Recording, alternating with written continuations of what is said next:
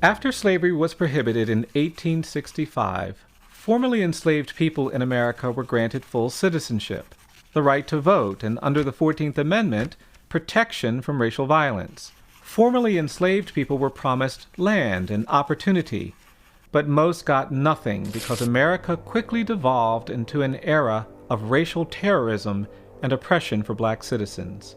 White people in the South were angry that people formerly considered property were now equal citizens. Many turned to violence. In the years immediately following the Civil War, thousands of black people were murdered when they tried to claim their rights. Soon afterwards, federal troops were withdrawn from the South, ending a brief period of racial progress known as Reconstruction.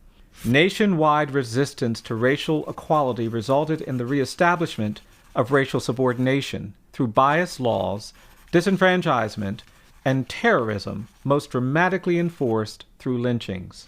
Racial terror lynchings of black people defined a shameful era in America. These lynchings differed from the hanging of white people in places where there was no functioning criminal justice system. Racial terror lynchings were directed at all black people. They enforced compliance with racial hierarchy and white supremacy, and ensured racial segregation and denial of equal rights.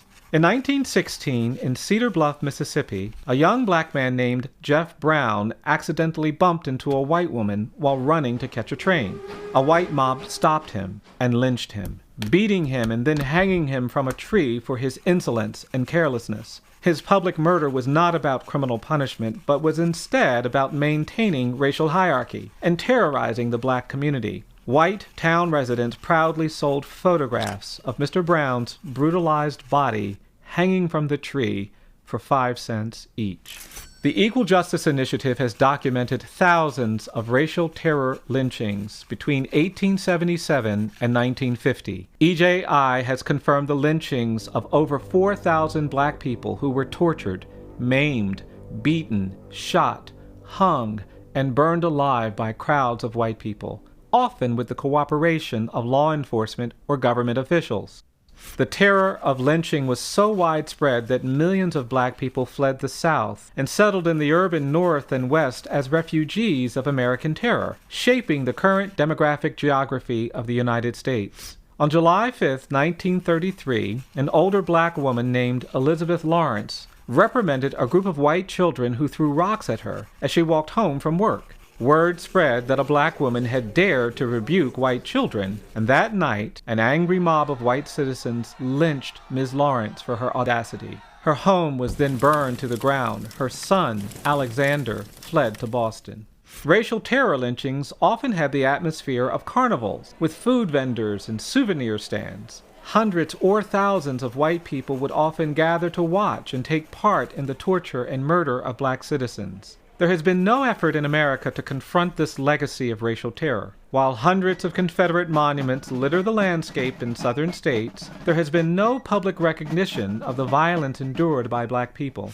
On October 7, 1910, a white mob in Montgomery, Alabama tried to abduct and lynch black men being held in jail on suspicion of miscegenation, or interracial sexual relations. When they were unable to get the men out of the jail, the frustrated mob lynched a black taxi driver named John Dell, who was sitting in his cab nearby. No one was ever arrested or prosecuted for his murder.